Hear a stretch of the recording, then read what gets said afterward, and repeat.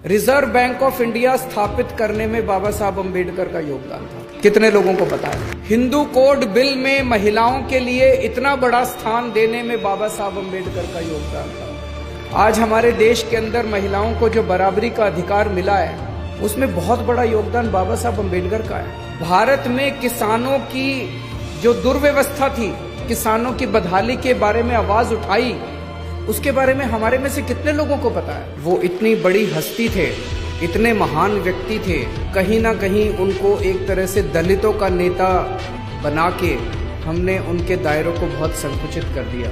उन्होंने अपने जीवन में दलितों की तो आवाज़ उठाई ही उठाई।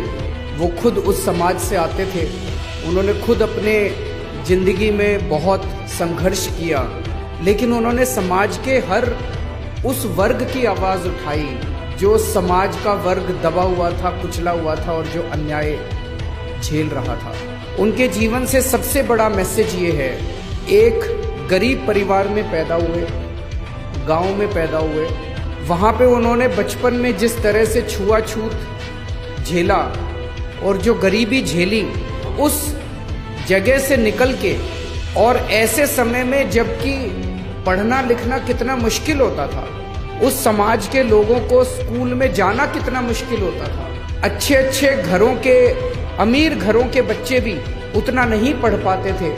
ऐसे में बाबा साहब अम्बेडकर ने इतने गरीब परिवार से निकल के और डबल डॉक्टरेट की डिग्री ली, कोलंबिया यूनिवर्सिटी से पीएचडी की और लंदन स्कूल ऑफ इकोनॉमिक्स से पीएचडी की। मैं समझता हूँ आज की डेट में भी 2019 में कोलंबिया यूनिवर्सिटी से और लंदन स्कूल ऑफ इकोनॉमिक्स से, दोनों से डिग्री लेना, डॉक्टरेट की, पीएचडी की, हर व्यक्ति के बस की बात नहीं है। रिजर्व बैंक ऑफ इंडिया स्थापित करने में बाबा साहब अम्बेडकर का योगदान था। कितने लोगों को पता है?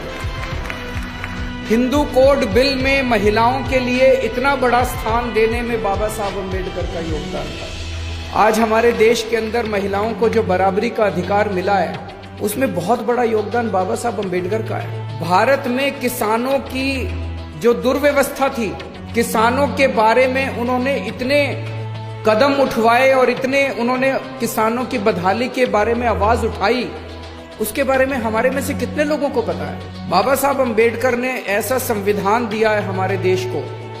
आप सोच के देखिए, 1947 में जब देश आजाद हुआ था, पूरे देश के ऊपर छोटे छोटे इतने राजा महाराजा थे। सरदार पटेल ने देश के अंदर घूम घूम के सारे देश को इकट्ठा किया, एक भारत बना। पूरी दुनिया को उस टाइम ये लग रहा था कि भारत ज्यादा दिन चलने वाला नहीं है। इतनी विविधताएं थी, इतने धर्म थे, इतनी जातियां थी, इतनी संस्कृतियां थी, और उस सारे देश को सरदार पटेल जहां एक और इकट्ठा कर रहे थे, बाबा साहब अम्बेडकर ने ऐसी किताब लिखी, ऐसा संविधान दिया। पूरी दुनिया को लग रहा था कि थोड़े दिन के बाद भारत के टुकड़े टुकड़े हो जाएंगे, भारत अलग अलग हो जाएगा, सारे लड़ मरेंगे।